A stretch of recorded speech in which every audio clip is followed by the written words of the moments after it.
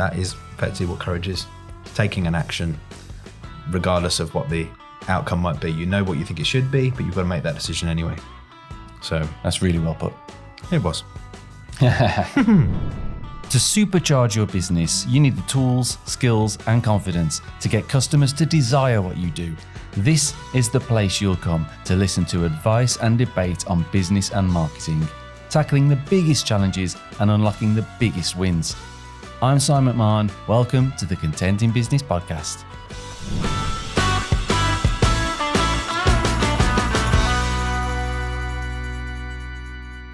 Welcome back. This week we're talking about courage and being comfortable with yourself and your business in the way you conduct yourself, in the way you have opinions about yourself, in the way that you think other people have opinions about you. We're going to be just covering some of the areas where it's important to be aware and be courageous and get comfortable in a personal level and as a leader in your work life, as a business owner, comfort and courage in the decisions that you make for your business. I'm with Rob. You certainly are. It's funny, as a business owner, and we'll go through all of it, becoming one in the first place it takes a lot of courage just to do it. To start, and then you need courage constantly throughout the whole process. It doesn't go away. I think your biggest leap of faith is doing it in the first place. Getting started. But there's so many points throughout that journey to really get to where you want to get to. Courage is one of the most important skills, because otherwise you just don't really push yourself forward, because as soon as things get difficult, you need some courage to push on through them. So it's some interesting points here, I think, some really useful points.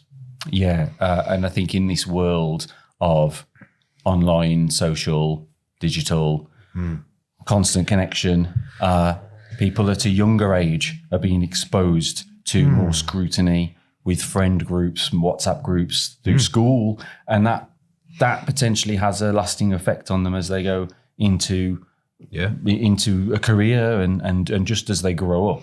But even regardless of all that, for the people like us here right now, running businesses, working in businesses, having courage and being comfortable with yourself and your performance and your general manner, as long as you feel you're being good and right.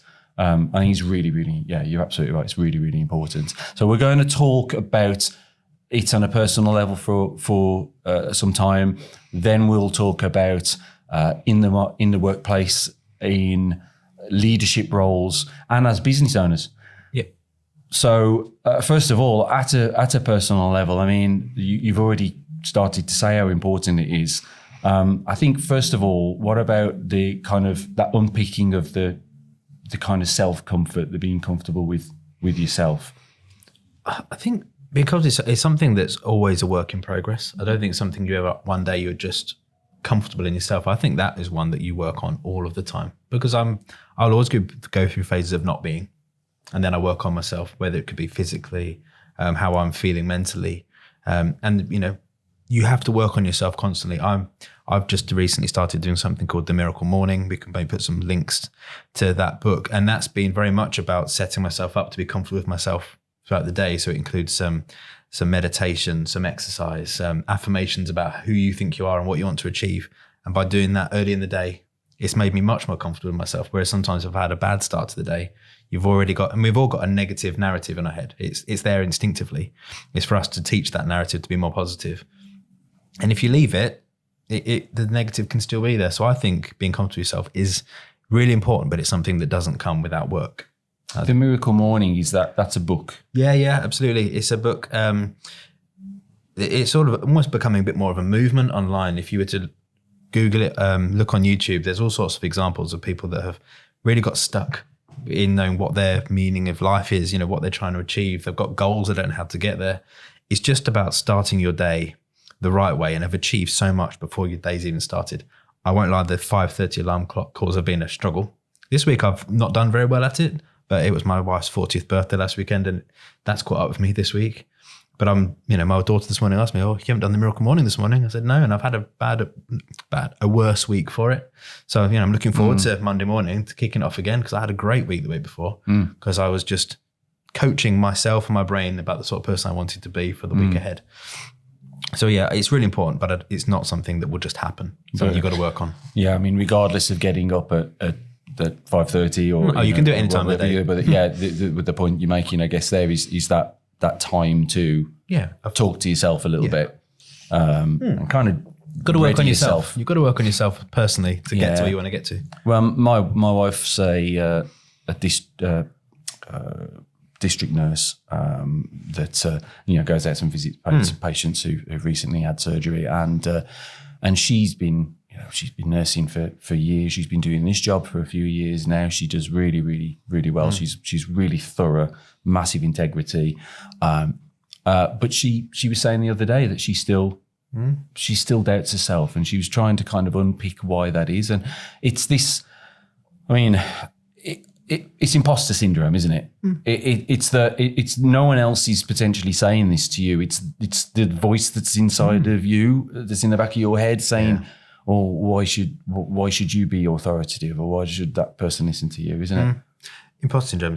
We spoke from more of a professional space. I feel that personally. I think I'm quite comfortable with who I am, and I feel I fit in the world quite well. But I struggle with imposter syndrome quite a lot.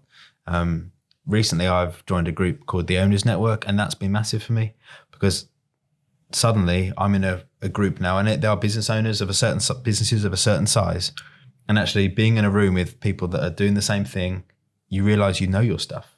You're actually better than your narrative gives you credit for.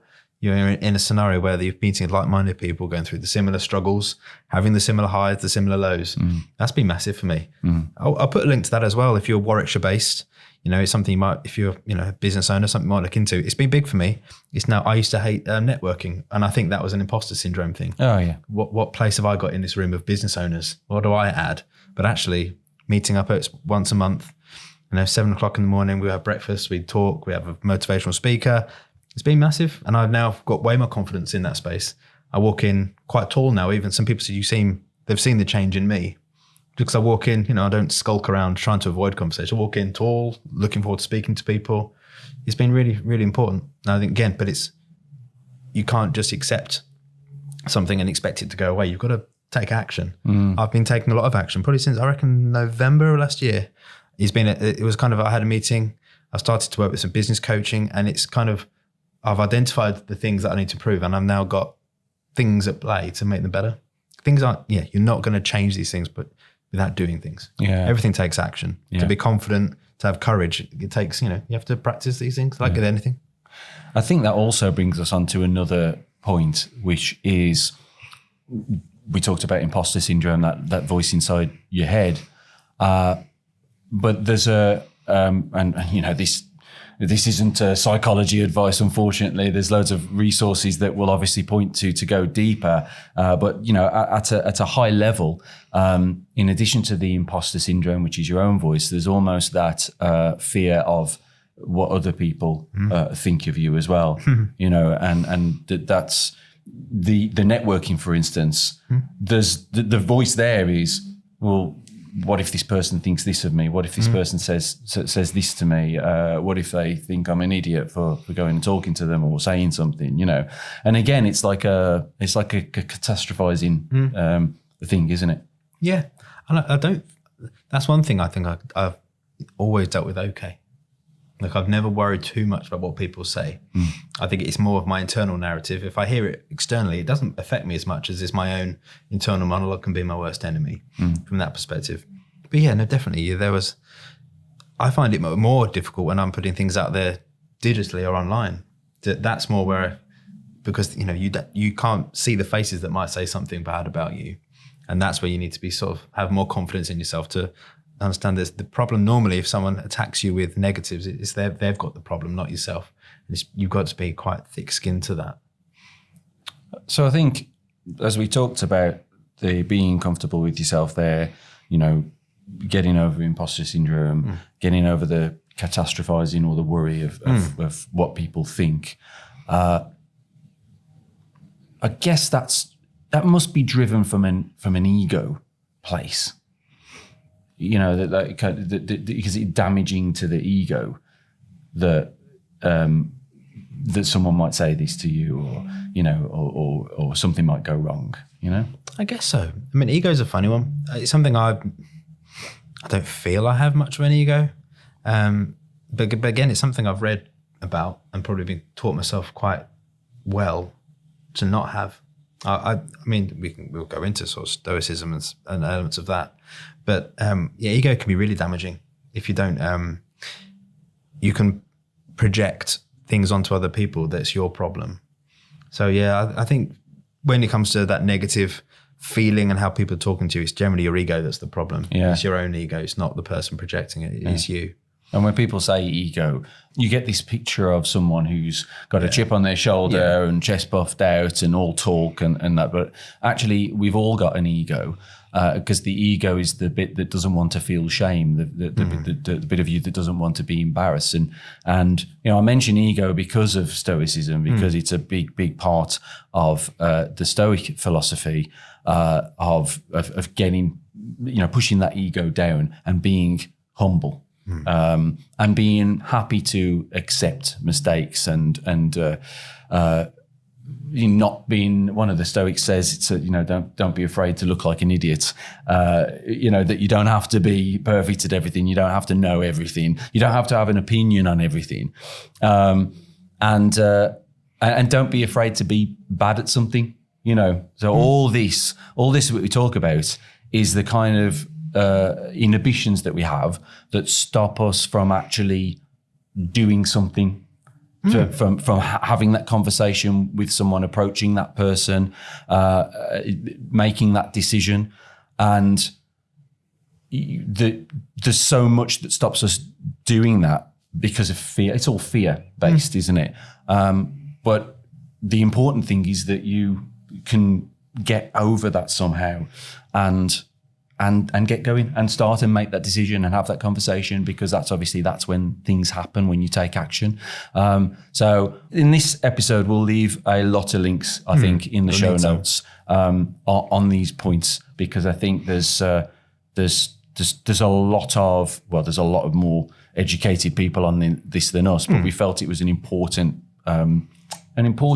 episode to do, because, well, as we go through, when you're running a business, when you're a leader, you need to start with the comfort and the courage in yourself before even then acting that in a business place. Yeah, it's doubly important when you're making decisions for others.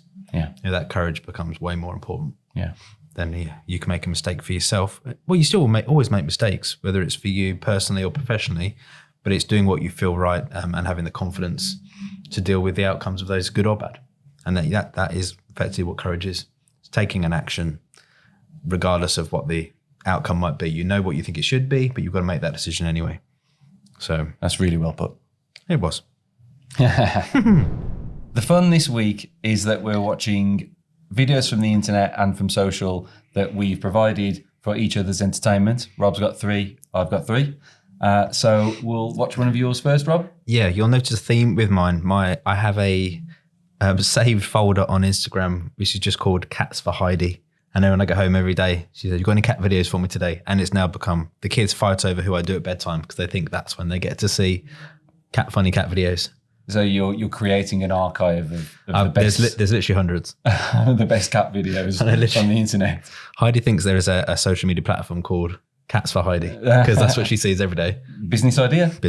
She'd see, entrepreneur. But there's a theme, but I don't think that detracts from the reaction. So go on. Let's see if it makes you smile. Let's watch this.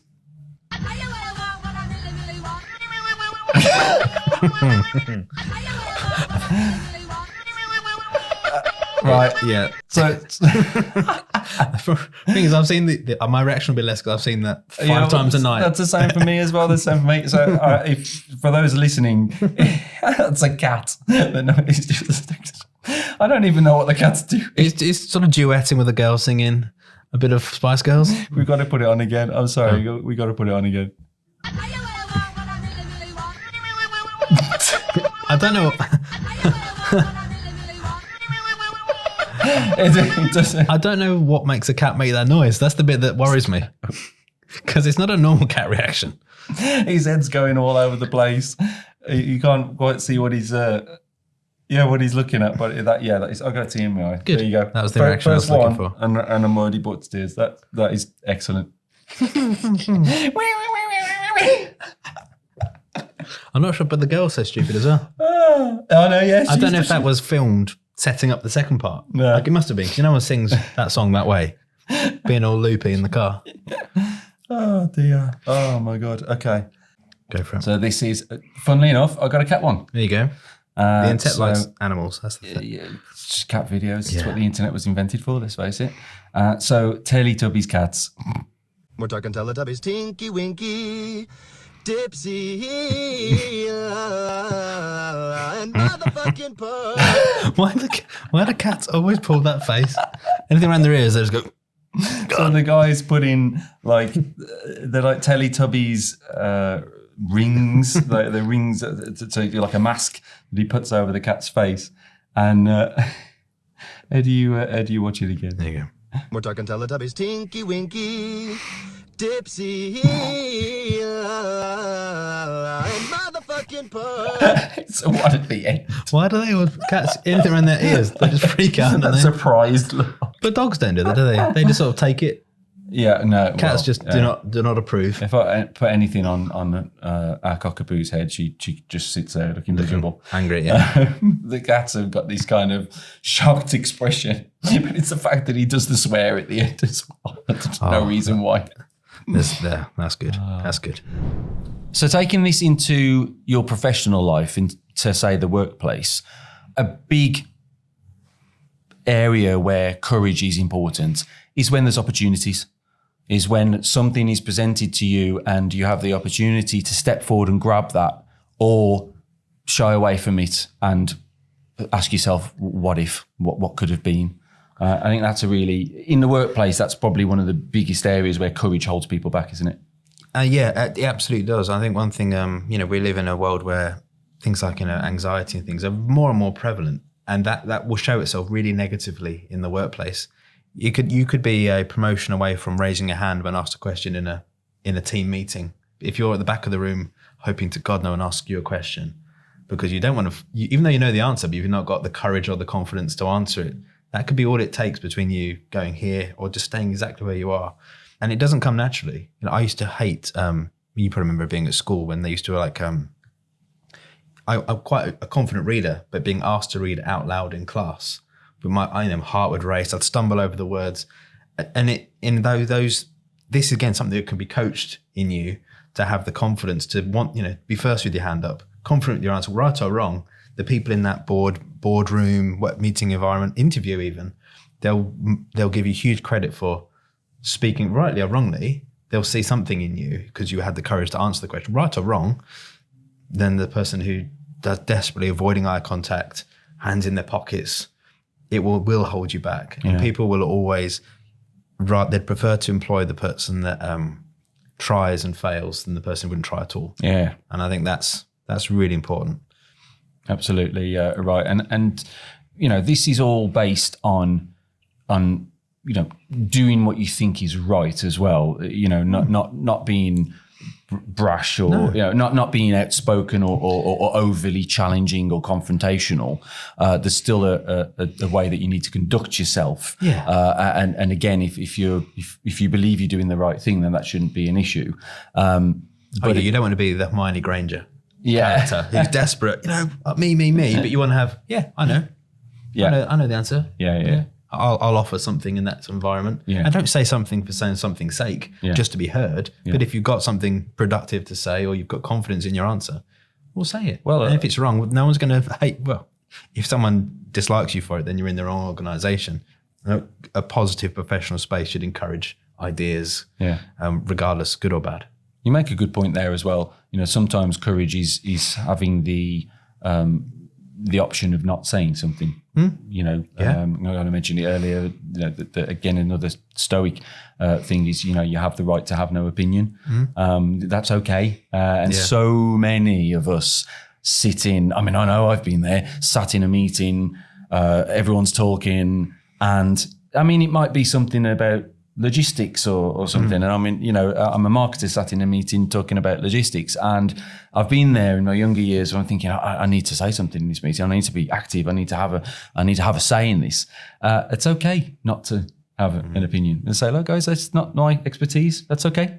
And there's a bit of courage there as well. Saying I'm okay with not knowing about this, you know. I think there's a big part about communication in courage as well. You know, owning your mistakes is something that's really important, but don't make a mistake quietly. You know, if you're going to do something, communicate what your thoughts are. This is what I think we should do. If it doesn't work, own it, but don't be courageous in private and think, I think this might work for the company. I'll do this, because that you will get yourself into a world of trouble. The world is absolutely be confident, speak to your superiors, your teammates, whatever. If you've got a good idea, if it goes wrong, that's okay, because you've been very clear. This is what I think this might work. We'll test it. It failed. Okay, we'll try something different next time. Don't be courageous privately, because that could be quite dangerous. You mean like if someone's got an idea and they're too afraid to kind of openly say, I want to try this, but kind of try it on the sly, but actually could cause more. Yeah, more I've got a great idea for because people a didn't company know. email. Why don't we do this theme, and I'll go away and just do it, and then the repercussions could be chaotic. But speak to people. So I've got an idea for a great email we could send out to client base B. What do you think? And they say, okay. But if it doesn't work, own that. Yeah. But to think, being courageous privately and then hoping there's upside and then owning it proudly is a risk. Yeah, that's a good point. I think there's another place where having courage in the workplace is actually raising concerns, whether that's with your own performance, you think you're underachieving and you think you need some help in a certain role, or equally, there could be, you could be witnessing something or someone struggling, or there's some inappropriate language used in the office, or you're just not comfortable with something. It takes courage just to speak up or something. I've seen workplaces become very toxic very quickly because people didn't have the courage to speak up. And I think the business owners in that setting would have been horrified to know the concerns people had, but nobody wanted to be the one that, called out an individual in the office because of, I don't want to be the one that, the tattletale dobbing people in, but actually raising your concern. Do it in a professional, private. Don't send a company-wide email that person X has said why.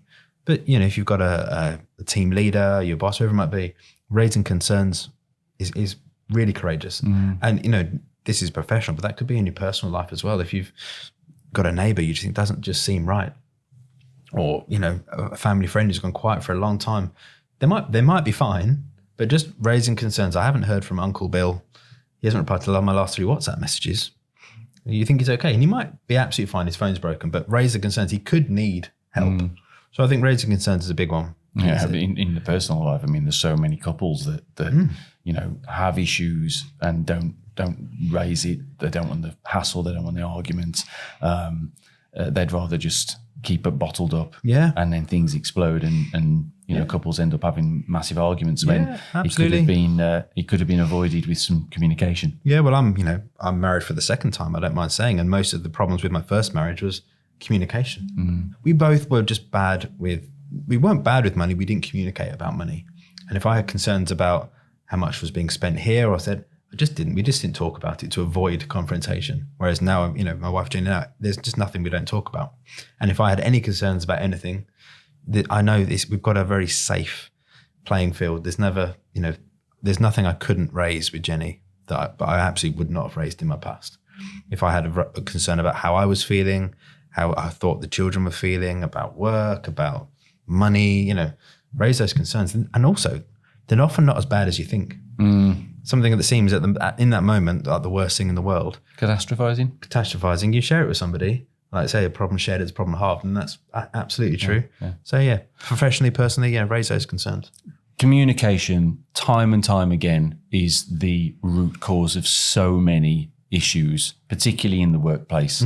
But again, to communicate, like you say, it takes courage, and it takes that comfort in yourself to know that the way you're feeling is the right way. That not a self-doubt of, I'm really concerned about this. I'm really nervous about this situation, but I'm not comfortable saying something, I might be wrong, I'm doubting myself, what if this happens, what if that happens? They're all, again, the reasons that then you wouldn't communicate. But communication time and time again comes up as issues. And all the time, it's just if people were just more in the know about things, then things would be so much easier. As soon as someone's aware about something, as soon as your manager or your colleague or your partner is aware of a concern that you have or an issue, then you can start to work on it. And I think that's harder than ever with, remote working, people working on platforms like Teams and so on. You could have concerns every day about somebody, a piece of work, but it's quite hard to call that person out in a group chat. In the office environment, you might have had it popped around and just ask a quick question. So you need to, I think with all of these things, you'll see that they all need to be worked on. None of this will come naturally to anybody. It's all about putting in processes and teaching and self-development.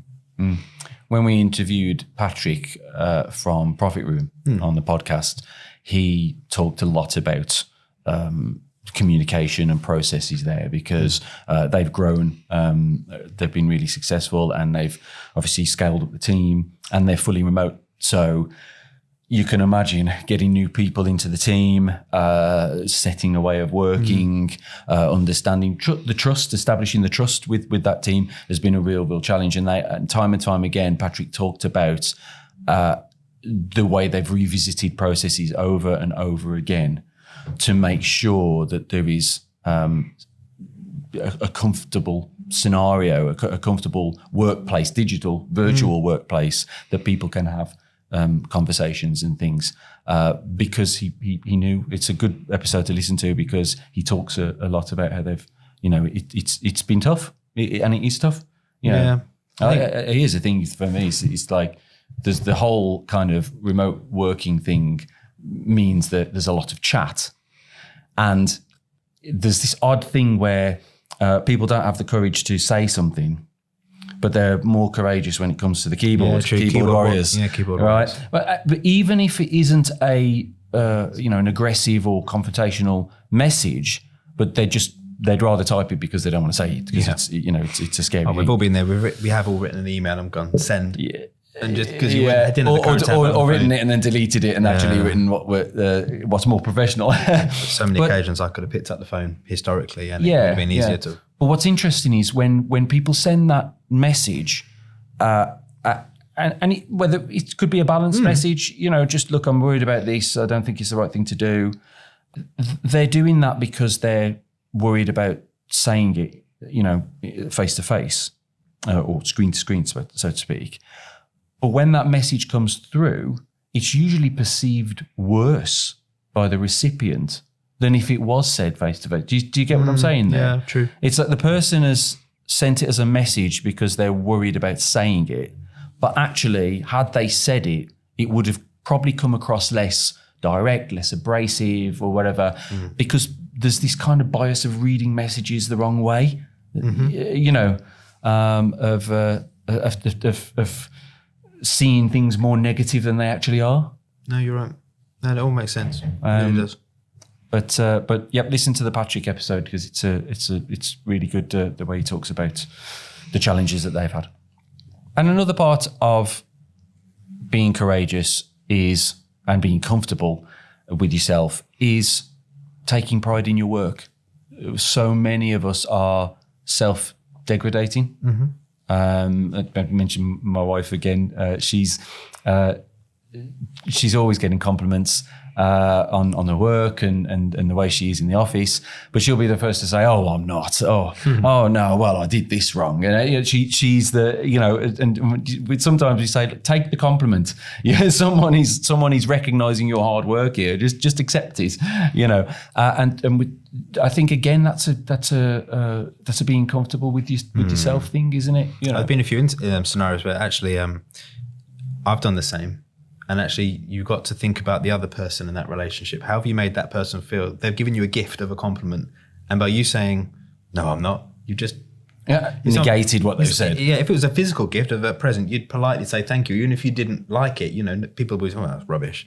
So every time you do receive a compliment, and it will be genuine, just say thank you. Even if you still have those thoughts, have them privately and just say, oh, thank you. Yeah. Because you are then accepting a gift. Both parties are happy. Yeah. It's something that I've been really bad for. Yeah. And I've noticed it quite a few times. I thought, oh, it's all right. I did it yesterday at the networking event we spoke about. They said, oh, how many people are in your team? I said, and I know, I almost apologized for being a team of 6 because the person before had 35 people in their team. And she wasn't like attacking me in any way. And actually she said, oh, that's amazing. I said, well, we're on the journey and we were going to get bigger. And she was paying me a compliment. And I somehow couldn't accept that was a compliment. Yeah. So I work on it, but we're not perfect. It's always, I think you always remember, if someone's paying you a compliment, simply just say thank you. Accept that compliment. Accept it because you'll make the other person feel way better. Even if you don't feel comfortable accepting it, just say thank you. Yeah. Just 2 words. Yeah. Because normally it's coming from a good place. It's genuine. Exactly. You would hope so anyway. So. You just accept the gift. Yeah. Good point. Next clip from Rob. This is titled Roger, and you'll see why. Really careful, not yet. Roger. Oh. Really careful, not yet. Was that cat? Is that what he looked like? Look at Roger after Really it. careful, not yet. Roger. It's the face that's funny. Okay, again, so we've got a cat who tried to jump from a dinghy to a yacht and completely missed. And then the picture of this cat is It's the face. Look at him, furious. Furious with life. Oh. Roger. We'll put the links to these videos in the show notes so you can watch them separately. Roger. Very good. Is this from a show? Or is it? It is. Key and Peele, yeah. Oh, is it? Before I break my foot off in your ass. Love it. I've not watched Key and Peele before. They're brilliant. They got some brilliant ones, but I just love it. It just makes no sense. No, it's just like absolutely off the wall. Some of the best comedy doesn't.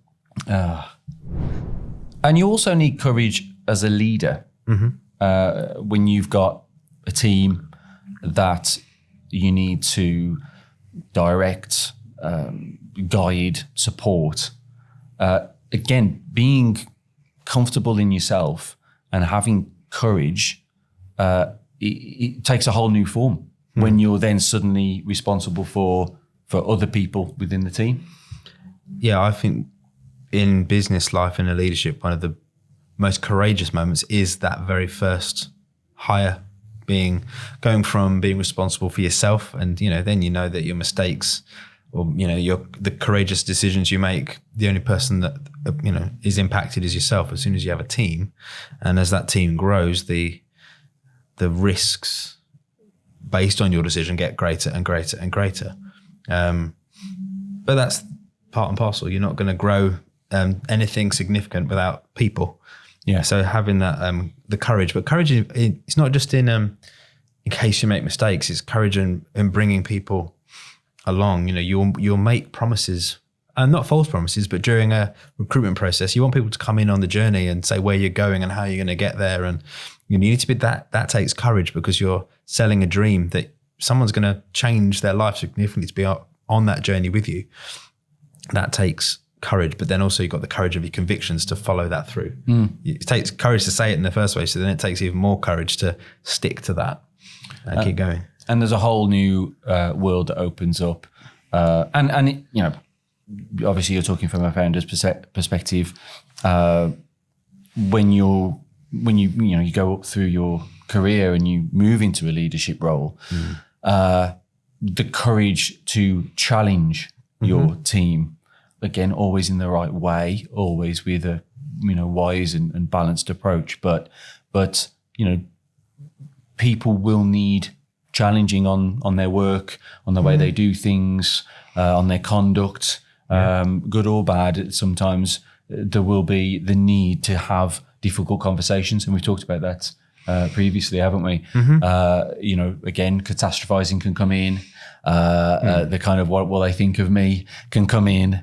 But ultimately, when you're in that position, being courageous in those circumstances, when you have to sit down and have a conversation with someone is highly important.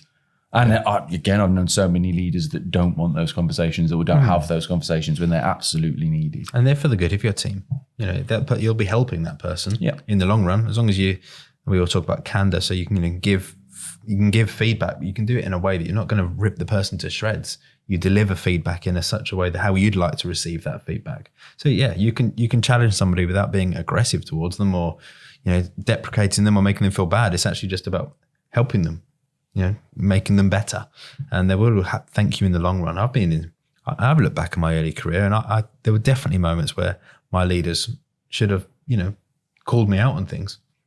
And I developed some quite bad habits when I was much, much younger because I got away with a few things. I became a bit lazy because, my timekeeping was never questioned. So you sort of, I think I was only about, very early 20s. You start thinking, I can rock in a bit late today, or I can just go to bed early. And if you're delivering really well in your job, that's fine. But definitely there were a few occasions where I needed leadership earlier on in my career. And I had some more challenging managers later on. And although I maybe didn't enjoy the relationships as much at the time, I'm probably far better for it now because they probably didn't deliver it in the best way, which probably again taught me as a leader how to deliver those things. But there's definitely been instances where I needed to be told, and I'm the better for it. I didn't make those mistakes a second time, but they needed to work on the way they delivered that message. But there was an ego in that person. So they probably weren't very courageous in their actions. They were just not very pleasant and had an ego. You're making me look bad on my team. So there's all of these things, ego, courage, they're all, you're huge in terms of stoicism and the Stoics. So many things you can learn. But challenging, you'll be helping the person is quite key. I think when you got a wider team as well, it's about doing the right thing and being fair to the team. Colin Durant in his spotlight session said, cases where he'd seen staff who were working away, doing all the hours, and then, alongside them sits a member of staff who's always on the phone and he's shooting out the door at 5 to 5 every day and all that. And, he says about not addressing that it's unfair to all the people that are working hard, like you say, those people often they just need to understand that they need to be told that that's not a way to conduct themselves, and could be consequences to their actions. Yeah, definitely. I mean, I've we're both fans of, is probably a strong word, but Gary V is, because he's the content guru, if you like. He's someone that I absorb a lot of his content, mainly because he does it so well and it's everywhere. I can't avoid it. But he's talked quite openly about if you've got one toxic person or personality in your business, he just said fire them, sack them in that moment. I'm not sure I would ever be that person to make such a drastic action so quickly. I think I'd probably try to help that person first, change their ways. But yeah, exactly as you said, if you've got a big team or a small team and there's one rotten apple in that team, for the sake of the team and where everyone's trying to get to, you've got to be courageous enough to cut that person out or certainly challenge their behavior. Just and it's because it goes beyond you. Then that's the point of talking specifically about leadership is, you're being courageous for other people, not just for yourself. And as you have a hierarchy within your business, you've got to then empower your team to be courageous with the people beneath them. Because as soon as, you can't, from the top, you can't, you should never be in a position where you're reprimanding somebody or challenging somebody at a level, because that then discredits their line manager. So there's all sorts of ways, but you need to, be courageous yourself, but then empower your team to be courageous too. You mentioned your potentially kind of egotistical boss as well. And, we've all heard of the egotistical bosses that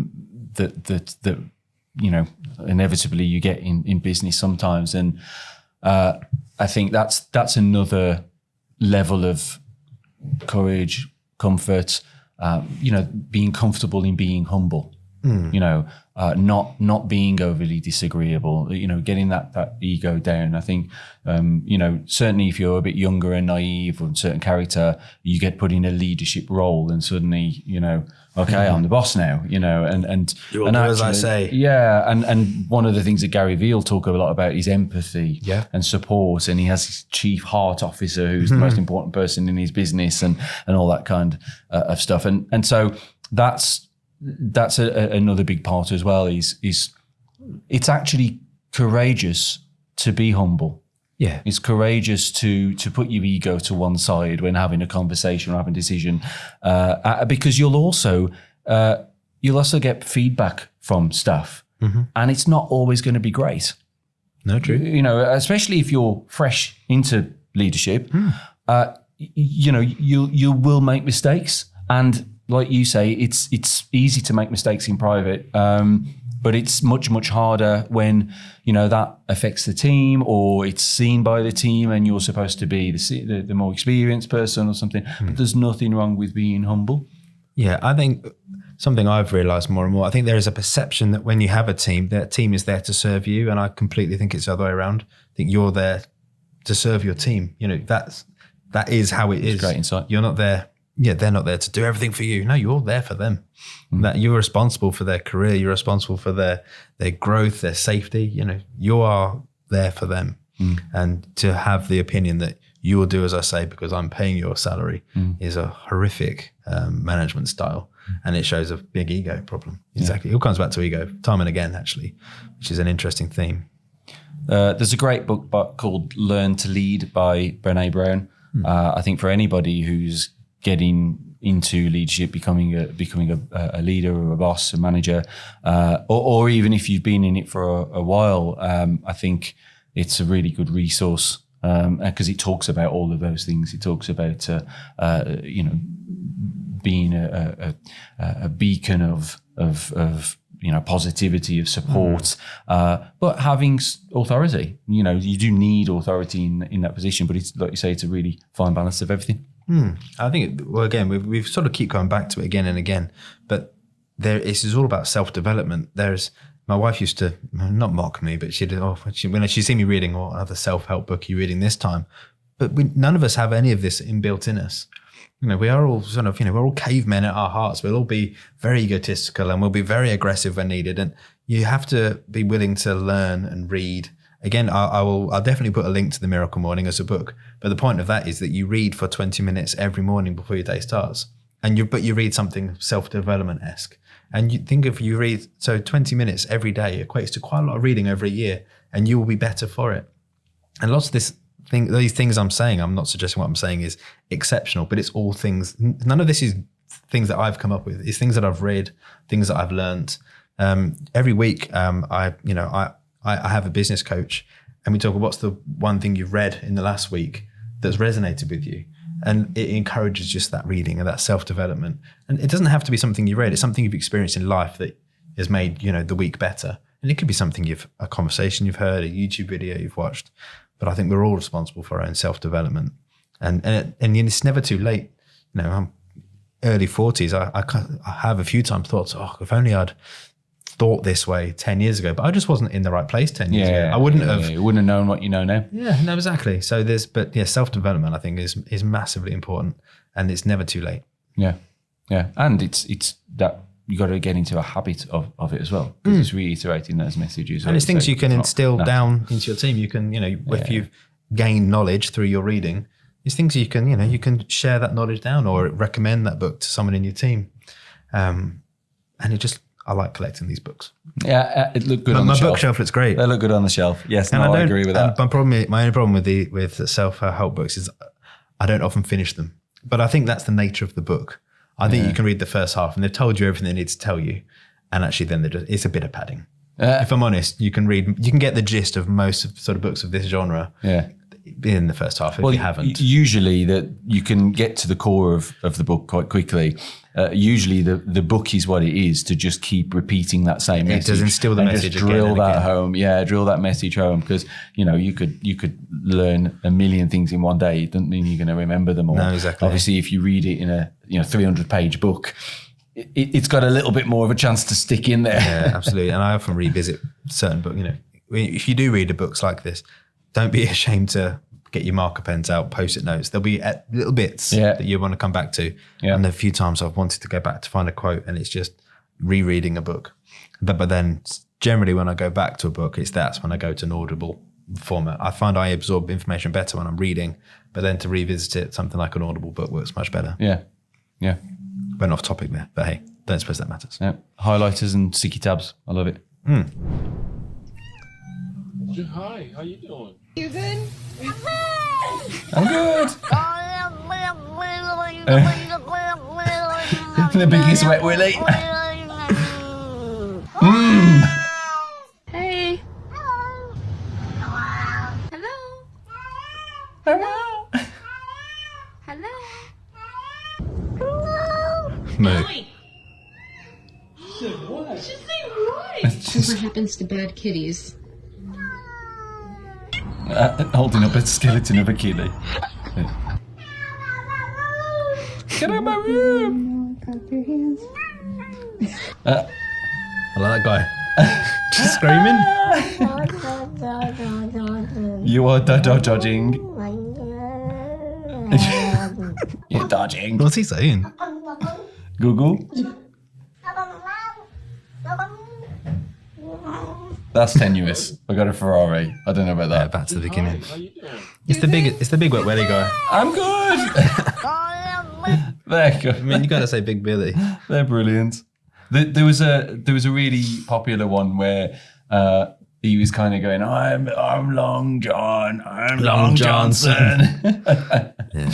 No, Heidi's obsessed with cats. I could have found 1,000 more. Yeah. In that genre. They were brilliant.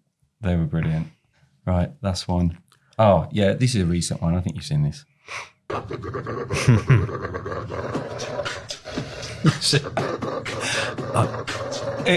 That guy's nuts. Would you put your head that close to a dog making those noises? It's the most vicious looking dog in the world that he's kind of opening and closing his mouth to make that noise. And then beatboxing. It's so bad. It makes me anxious. Like, how do you make a dog do that? The dog's really angry, surely, to make that noise. Or has he learned to do that and have... Because his tail's wagging. He's quite chilled. Yeah, he's quite... Is he still wagging? No, he isn't too to- worried about life. I mean, it's an evil dog. It's just Labrador. It's an isn't evil it? looking dog. Look at his tail. Oh. Look at him showing his I know. teeth, though. It's the way he stops the beatbox to him to do the Look noise. at his little tail. He looks all right. Oh, yeah, he's wagging his tail. Is it a Labrador? I don't know. Looks like it.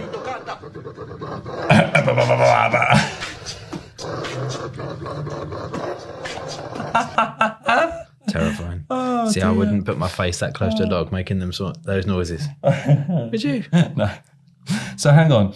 So 5 of the 6 videos were animal It's just videos.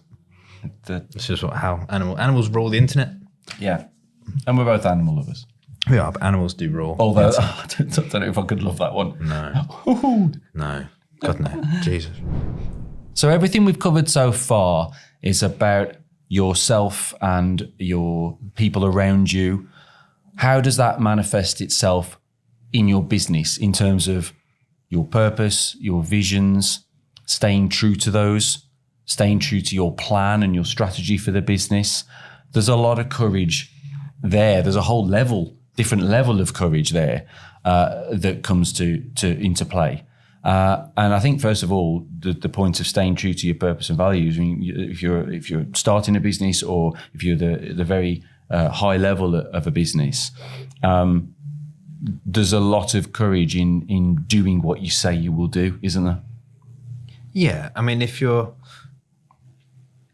you've got to have that courage initially to A, have the dream, B, to make it happen, and C, to stick to it. And stick to it through any adversity I've had, and this is, I'm kind of contradicting myself, I've had many attempts at entrepreneurism, and I've not quite had the courage of my convictions to keep going with them because it got a bit hard, or didn't quite see I didn't believe in myself enough to just push it on a little bit further. I think when you want to create something important, great, whatever it might be, you've got to have the courage to keep going when it's hard. I've often used an example, and this won't help people listening, but there's a sort of a tipping point where you're doing great things, and then you could just be 1 or 2 weeks away from it really becoming incredible, but you've not had the courage just to push through those last few weeks when it was getting tough. But your values are a big part of that as well, because if you tried to create a really great wholesome business that had great values, but then that was too tough, so you took the cheap option and you found a cheaper supplier that had worse products, but your customer, well, don't worry about my customer because hopefully I'll have made my million before all the clothing falls apart or, the wheels fall off the cars, whatever it might be. Building a brand, a value with purpose, and you've got to stick to those goals. You can't change halfway through. You'll alienate your team, your customers, and you would much more like to be successful in the longer run by sticking to those values. You might get rich quick. I don't believe is even a thing. I think what's important is create wealth, and wealth is by creating something that you live and breathe and becomes part of your everyday. Rich is here today, gone tomorrow. Wealth is building a team, it's building values, it's building a lifestyle. Stick to those. But that takes courage because it's far easier sometimes to take the cheaper, quicker option. But no, stick true to what you set out to do. And I think that feeds into the aim of being consistent and predictable in your business. That's ultimately what you want from anything in life, really, is just things to be consistent and things to be predictable, because we all feel a lot more comfortable when we know what's going on and we're in control of things. And I've seen so many examples of businesses and individuals that have set out on a vision, set out on a journey. We're going to do this and we're going to do this and we're going to do this. And then when times get tough, yes, you've got to be nimble to an extent. You've got to move with the market if there's drastic changes that affect your business. But I've seen so many businesses change strategy or change the way they do things or communicate or conduct themselves on a hairpin, because things have got tough and we need to react and not have that conviction to see those challenging times through. I mentioned a couple of spotlight sessions already, but the one we did with Anna Smith from Beyond the Book, again, she spoke about sticking to a vision and delivering on a vision, being nimble, being flexible, being aware of market changes and cultural changes and things like that. But ultimately, if you've got the confidence in your vision and your purpose, and you know that you're doing the right thing, you've got that comfort, then it's much, much easier to be courageous and to push through the tough times. That was one bit of advice actually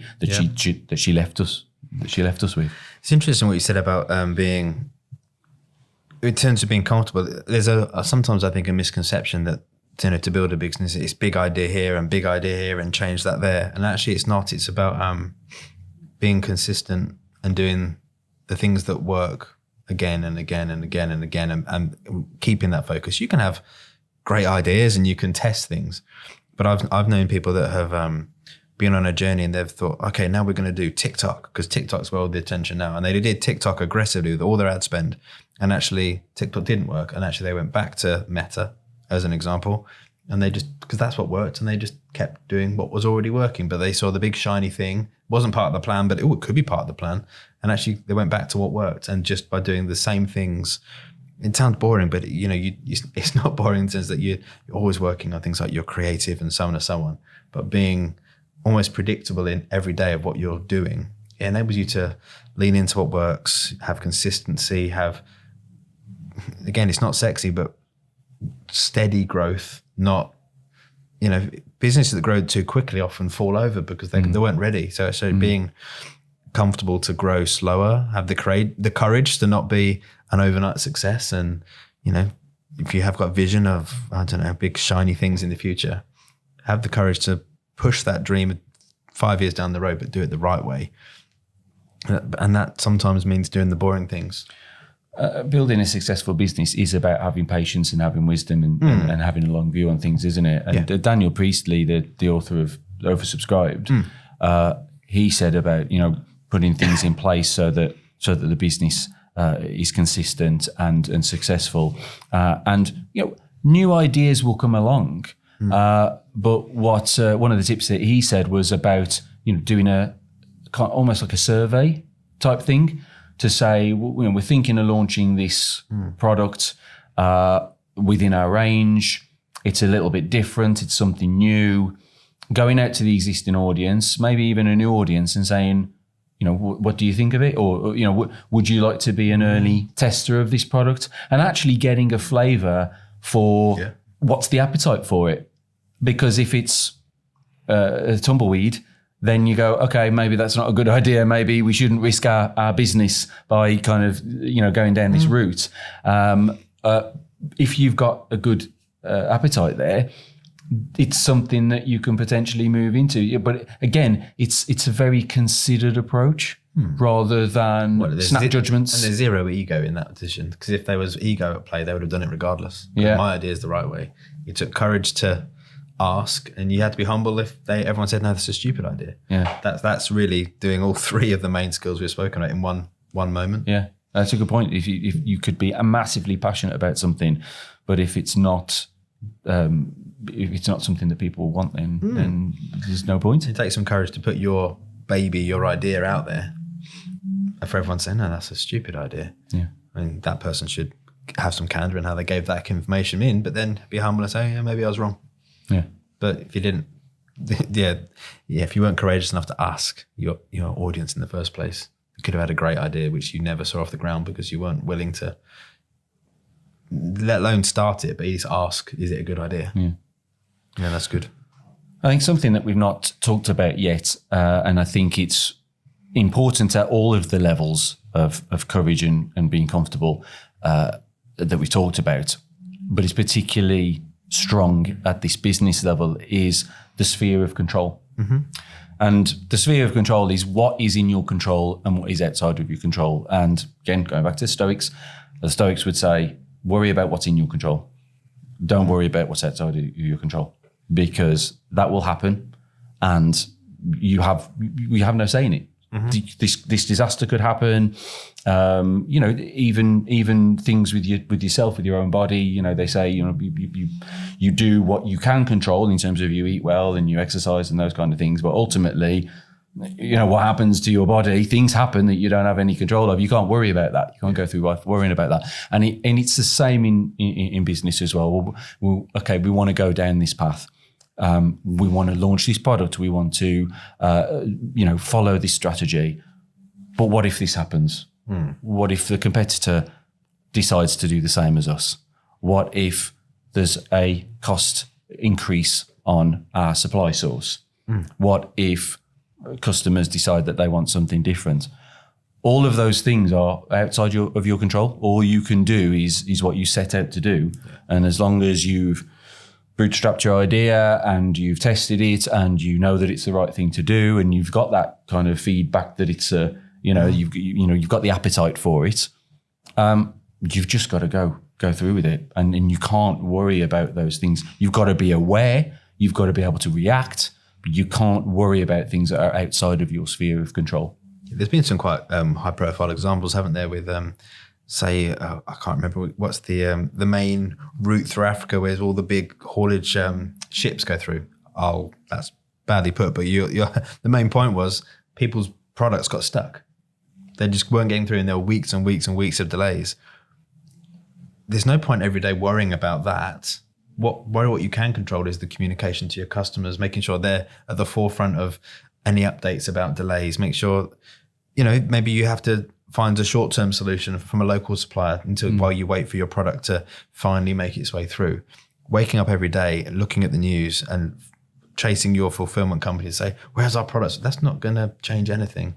What you can do in that moment is look at your cash flow. Have you got enough cash in the short term to mitigate any problems? Do you need to look at some outside investment, because you're not going to get the money from selling those products anytime soon?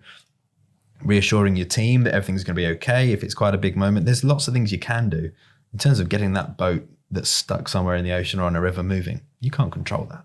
So just, focus on what you can do. And equally, you're far better for it by taking action in things within your sphere of control than just fretting every day. I mean, I've been guilty of it in the past. Someone else's problem became my problem, and actually, lean into what you can control, and you do feel far better. And it comes back to what we've said about learning, about being humble and learning, and the learning from some of the issues like that is, okay, what can we do to make sure that doesn't happen in future? This is a learning opportunity. This happened and we have to deal with it. And we need to put ourselves in a position where we don't have to worry about that in future. Yeah. Because we've got a process in place. We've got a vision and a backup kind of strategy for it. Yeah. And there's even things, again, from a business, but look at your cash position. I touched on it there. If you live in a world where a boat getting stuck in the ocean for 2 weeks is enough for you to go under, maybe you need to look at, the time that you got to that point. Could you have been more careful with your cash position to that point? Build a small reserve or a large reserve. I've spoken to business owners. Some people can sleep well at night with only £300,000 worth of debt. Some people need 6 figures in the bank to sleep. Everyone's got their own levels, but you know in yourself how your sweet spot of operation. Give yourself the position where you can cope in the short term, and you can pivot, you can make decisions, you can change, you can survive. But that your cash is something you're in control of. Really focus on that if that's important to you. If you're, there are entrepreneurs out there that will, bet the house and everything on red. I mean, that's courage or maybe reckless. But you best, and do the things in your sphere that give you the best chance to succeed. There are so many stories about the businesses that went under during COVID. And many of those businesses were in a precarious position anyway. I mean, obviously there was hospitality and areas where they felt it worse than other businesses. But there were a lot of the businesses that really struggled or even disappeared. They were already in a difficult position or in a precarious position. The businesses that thrived were the ones that had had two things. They had a stronger financial base or a stronger position, a good strategy, but also were the ones that were comfortable to make that change to the times. What could they control? They could start to do the things differently. Yeah. There was a brewery that's not far from where I live that they had to shut their doors, and obviously all the people that they supplied into disappeared, closed the doors, and they just went straight, I think overnight pretty much, set up a website, got into a position where they could sell their beer that was already brewed, and online, and pushed it, and they had the courage to make that push. And I know I've talked about snap decisions and turning on a hairpin and everything. Again, everything's got to be considered, but in their position, they openly said, if they had to throw that beer away, they would have gone. They would have gone under. It was, there's too much value in it. They had to make that. They had to make that change, and they were comfortable in doing so. So, if you can adopt some of the things we talked about today about being courageous, about being comfortable in yourself, you can be truly remarkable, because you can grab the opportunities that present themselves to you. You can find your own opportunities. You can make decisions, courageous decisions that you're comfortable with, that are true, that are correct and the right thing to do. And you can have a fantastic business and a fantastic career and a fantastic personal life. So I hope you enjoyed this episode. Thanks again for joining us. Thanks again, Rob. You're welcome. And we'll see you in the next one. Bye. Cheers.